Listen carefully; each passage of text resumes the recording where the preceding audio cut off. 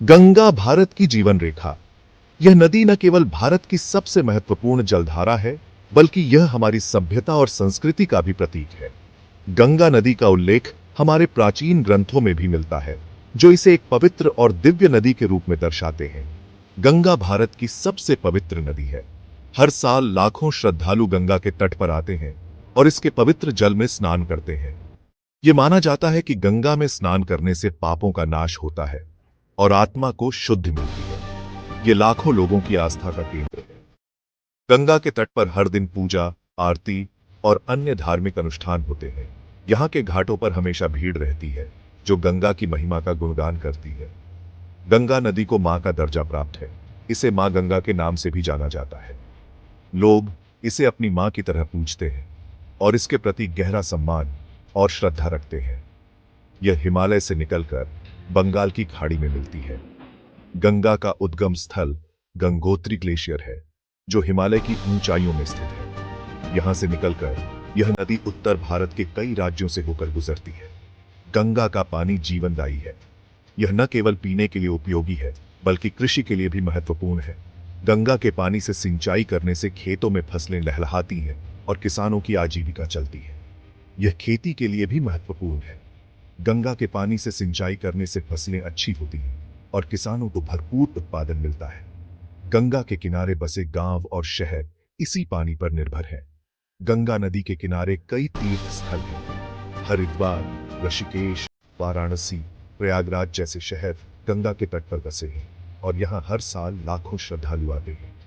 ये तीर्थ स्थल धार्मिक और सांस्कृतिक दृष्टि से अत्यंत महत्वपूर्ण हैं।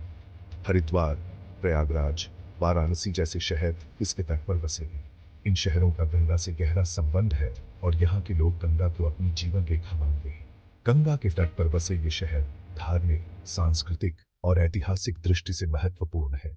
गंगा नदी का भारतीय संस्कृति में विशेष महत्व है। यहाँ पर हर साल कई सांस्कृतिक और धार्मिक कार्यक्रम आयोजित होते हैं।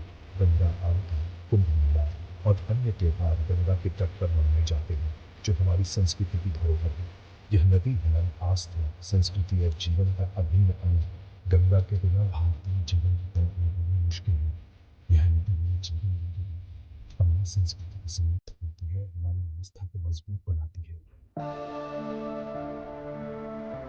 पौराणिक उद्गम स्वर्ग से अवतरण।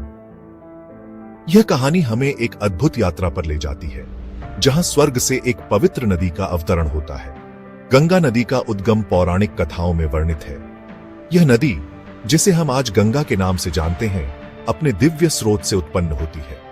कहा जाता है कि गंगा स्वर्ग में बहती थी। स्वर्ग में बहती यह नदी अपनी पवित्रता और शुद्धता के लिए जानी जाती थी।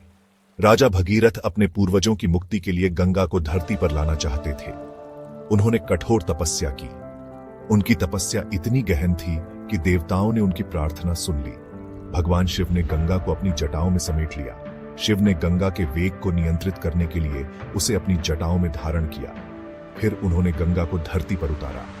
गंगा का अवतरण धरती पर एक महत्वपूर्ण घटना थी, जिसने न केवल भगीरथ के पूर्वजों को मुक्ति दिलाई, बल्कि समस्त मानवता को भी पवित्रता का उपहार दिया। गंगा का वेग बहुत तेज था। उसकी धारा इतनी प्रबल थी कि वह सब कुछ अपने साथ बहा ले जाने में सक्षम थी। भगवान शिव ने ही गंगा को नियंत्रित किया। उन्होंने गंगा की धारा को संतुलित किया, ताकि वह धरती पर जीवन को संवार सके और पवित्रता का प्रतीक बन सके। गंगा और देवी देवताओं की कथाएं।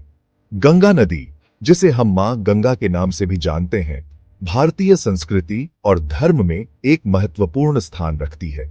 यह नदी न केवल भौगोलिक दृष्टि से महत्वपूर्ण है, बल्कि धार्मिक और आध्यात्मिक दृष्टि से भी इसका विशेष महत्व है।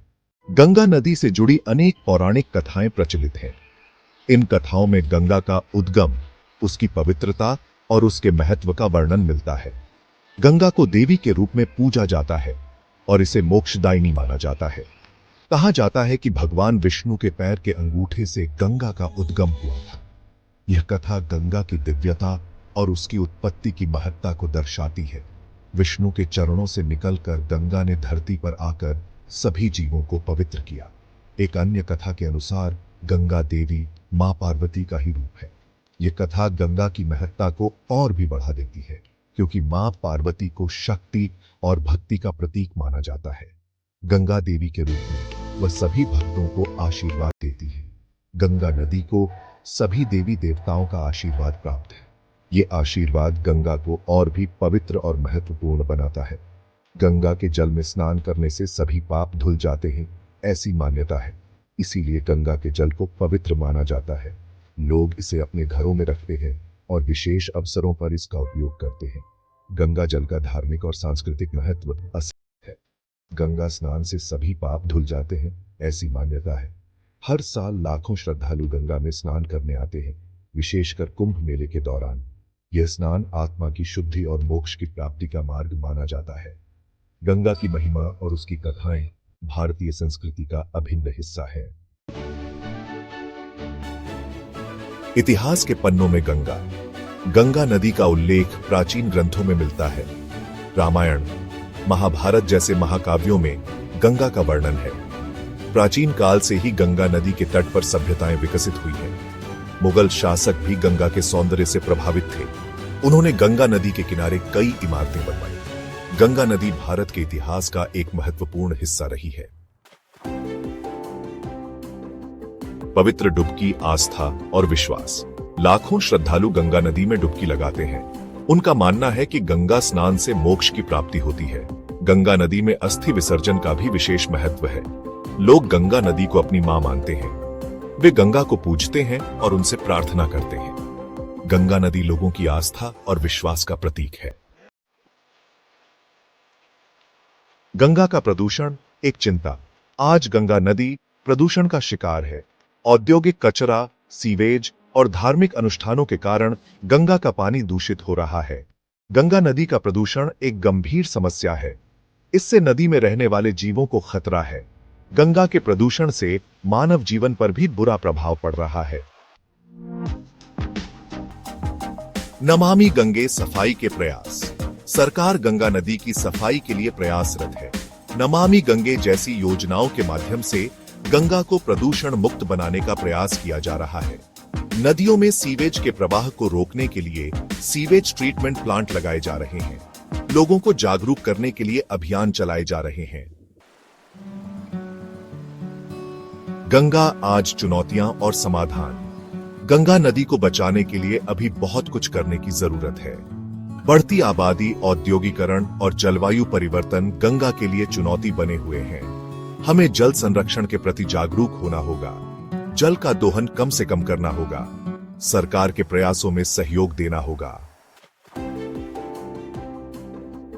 हमारी जिम्मेदारी गंगा का संरक्षण। गंगा नदी हमारी धरोहर है। इसे बचाना हमारी जिम्मेदारी है। हमें गंगा को प्रदूषित होने से बचाना होगा। आइए हम सब मिलकर गंगा नदी को स्वच्छ और निर्मल बनाने का संकल्प लें। गंगा को स्वच्छ रखना हमारी आने वाली पीढ़ियों के प्रति हमारा कर्तव्य है।